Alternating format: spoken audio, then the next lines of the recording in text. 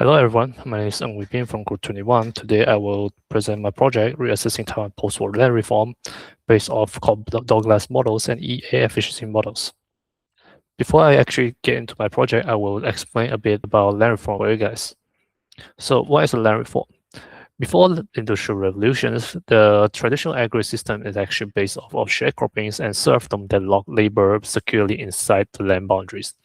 However, as time passed, surplus rural populations combined with heavy rents frequently acts as a point of failure for ancient empires and civilizations. But after industrializations, Western powers such as Great Britain utilized mechanisms like Enclosure Act to funnel excess labor into urban factory. Conversely, latecomers such as Soviet Union and Meiji Japan, when they faced structural bottlenecks, they eventually designed an aggressive agricultural land reform as the foundation blueprints for modernizations. So what is the theoretical support behind this idea? Classic economy believe that owner-cultivators actually maximize productivity because they capture 100% of the residual crops, generating superior work incentive. This improvement efficiency also supported by two characteristics of agriculture, which is high mortality costs and high production risk. So what is the situation in Taiwan? Before the colonizations by Japan, Taiwan actually seen minimum changes on its agriculture. The first changes come from the Japanese Communist government. They unified measurement scales and established a grassroots property registrations, initiating early agricultural modernization in Taiwan. However, the colonial administrations largely preserved the existing wealth hierarchy and failed to break up the dense system of traditional landlord-tenant obligations. The real land reform haven't happened until the relocation of the nationalist government in 1949. So what they actually done in Taiwan in 1949? The land reform in Taiwan come in three stages. In 1949, there's land limitations from maximum 37.5%. In 1951, there's sales of public lands. And 1953, there's the Land to Tiller Act that redistribute the lands to peasants from landlords. Important note, within this era, there's also a fertilizer rice banter that might offset some of the effect of land reforms. Now we go to models. The model is really easy. The first one is the Cobb-Douglas models. In here, the alpha is set to 0.33.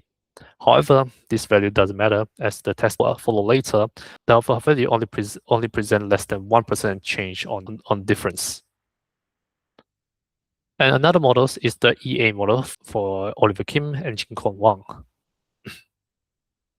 The equation sound complicated, but it's actually very simple. The G actually represents the type of crops. The T equal to production per hectares, P is price, and the theta is actually the productivity differentiation coefficients. If we limit the production to rice and we take the differentiation coefficient as 1.25, we actually get this simple equation. So what is the result? Let's go to our project. Our project is a Taiwan agriculture dashboard that based off patties that emphasize the production efficiency from 1952 to 2016. From here, we can look at the graph. We can see just after the land reform in 1953, we actually see a massive drop of production efficiency in 1954. This suggests the land reform might negatively impact the production efficiency. But this is called Douglas equation. Why is the EA equation told us? If we look at the EA equation, it actually suggests a similar thing.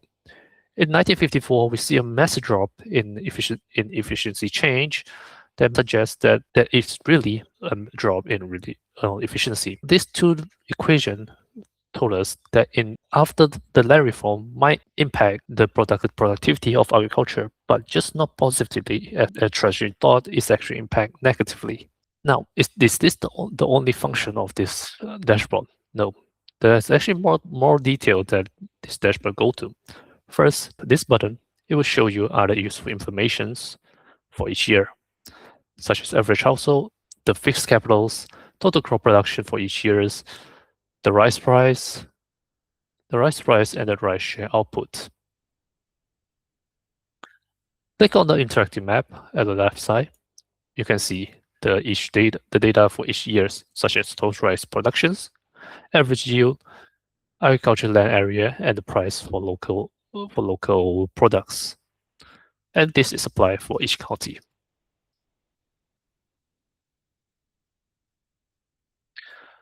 You also can verify the value of alpha from the interactive map. For example, you can set alpha to 0.1 and 0.9. You'll see there's barely any changes to the data. Now, what all of this data told us, while the data debunks the immediate efficiency spike for land reform, the structural and social benefit of the land reform is still indisputable. By dissolving the historical landlord and tenant bond, reform successfully released massive amount of locked undercompensated agrarian labor into urban factory and fueled Taiwan's subsequently late rapid urbanizations and produced the first elite and high educated entrepreneurial class. This data also suggests a thing.